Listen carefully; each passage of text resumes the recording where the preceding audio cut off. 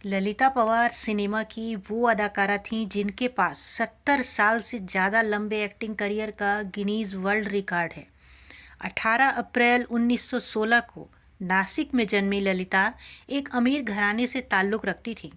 उन्होंने फिल्मों की शुरुआत महज 9 साल की उम्र में कर दी थी। उन्होंने राजा हरिश्चंद्र 1928 में अपने अभिनय करियर की शुरुआत की और फिर लीड रोल्स में सिनेमा में नाम कमाया। ललिता पवार की ज़िंदगी उतार चढ़ाव भरी रही है। जब फिल्मों में बतौर हीरोइन उनका करियर अच्छा खासा चल रहा था, तभी एक ऐसी घटना हुई जिसने उन्हें अर्श से फर्श तक पहुंचा दिया। बात साल 1942 की है। जंग आज़ादी की शूटिंग के दौरान मास्टर भगवान ने ललिता को एक सीन के लिए इतना जोर से तमाचा मारा कि एक्ट्रेस पैरालाइज्ड हो गई और उनकी एक आंख खराब हो गई।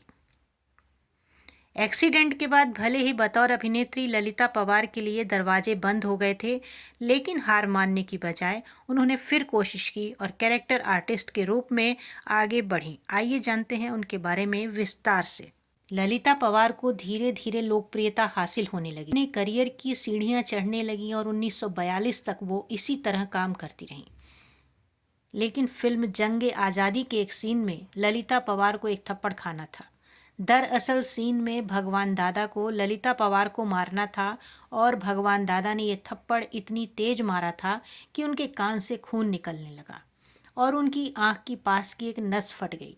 उन्हें अस्पताल ले जाया गया, जिसके बाद ललिता पवार की एक तरफ की बॉडी को लकवा लगा। इन 3 सालों में उनका करियर और उनकी फिल्मी लाइन दोनों ही बदल गईं।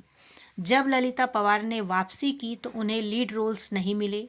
उनकी एक आंख हमेशा स्क्रीन पर छोटी दिखती थी और उनकी वो खूबसूरती जिसके कारण उन्हें एक्ट्रेस के रोल मिलते थे, वो चली गई थी। ललिता पवार को सास, माँ, बहन जैसे रोल्स मिले, लेकिन उन्होंने हार नहीं मानी और ये रोल्स भी बहुत अच्छे से किए।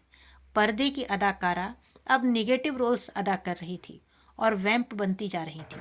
उन्हें मंथरा का रोल भी इसीलिए मिला। 25 साल की उम्र में ही ललिता को कैरेक्टर रोल करने पड़े थे और अपने से बड़े एक्टर्स की मां बनने के अलावा उनके पास कोई चारा नहीं था।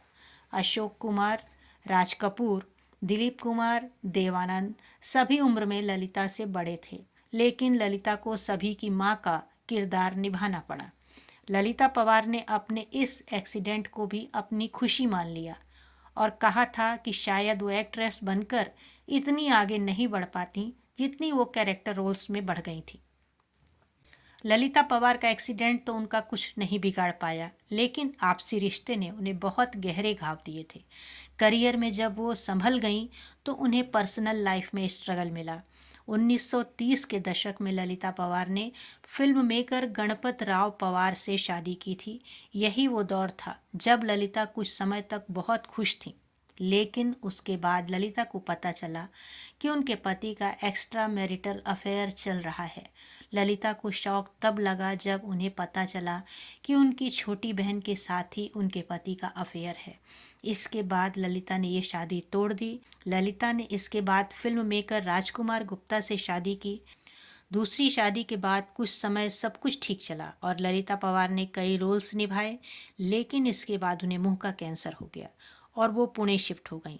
ललिता ने अपने अंतिम दौर में ये मानना शुरू कर दिया था कि उनके साथ ये सब इसलिए हो रहा है क्योंकि उन्होंने निगेटिव रोल निभाए। 24 फरवरी 1998 को ललिता की मौत हो गई। ललिता की ज़िंदगी की सबसे बड़ी कठिनाई यही रही कि उनकी मौत भी अकेले ही हुई।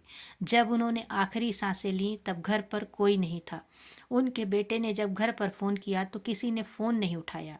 जब सभी घर पहुंचे तब पता चला कि 3 दिन पहले ही ललिता इस दुनिया से जा चुकी हैं। उन्होंने अपने साथ हुई हर घटना को जिंदादिली से सामना किया और कभी पलट कर नहीं देखा। ललिता पवार के इस जज्बे को सलाम है। दोस्तों, कैसी लगी आपको ये जानकारी कमेंट बॉक्स में अवश्य बताएं।